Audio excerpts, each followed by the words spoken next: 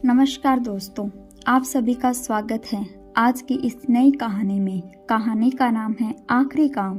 एक बूढ़ा कारपेंटर अपने काम के लिए काफी जाना जाता था।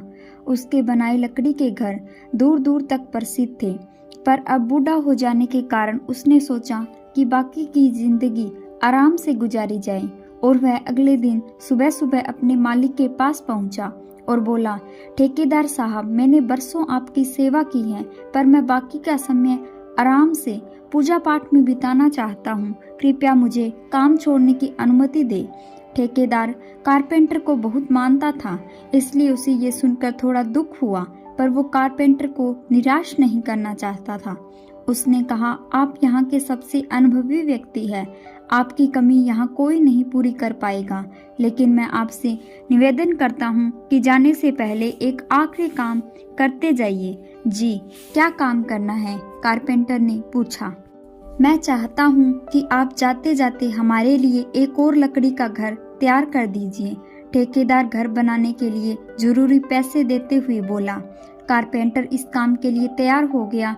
उसने अगले दिन से ही घर बनाना शुरू कर दिया, पर यह जानकर कि ये उसका आखिरी काम है और उसके बाद उसे और कुछ नहीं करना होगा, वो थोड़ा ढीला पड़ गया।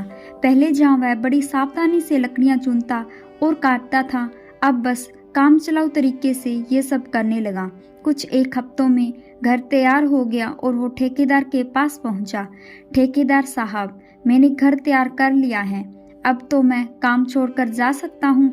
ठेकेदार बोला, हाँ, आप बिल्कुल जा सकते हैं, लेकिन अब आपको अपने पुराने छोटे से घर में जाने की जरूरत नहीं है, क्योंकि इस बार जो घर आपने बनाया है वो आपकी बरसों की मेहनत का इनाम है।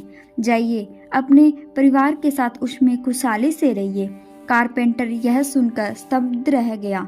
वह मन ही मन सोचने लगा, कहाँ मैंने दूसरों के लिए एक से बढ़कर एक घर बनाए और अपने घर को इतने घटिया तरीके से बना बैठा। काश मैंने ये घर भी बाकी घरों की तरह बनाया होता।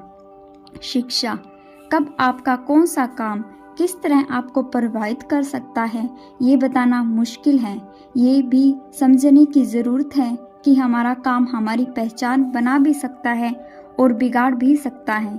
इसलिए हमारी कोशिश होनी चाहिए कि हम हर एक काम अपनी क्षमताओं का सबसे अच्छे के साथ करें, फिर चाहे वो हमारा आखिरी काम ही क्यों ना हो। धन्यवाद।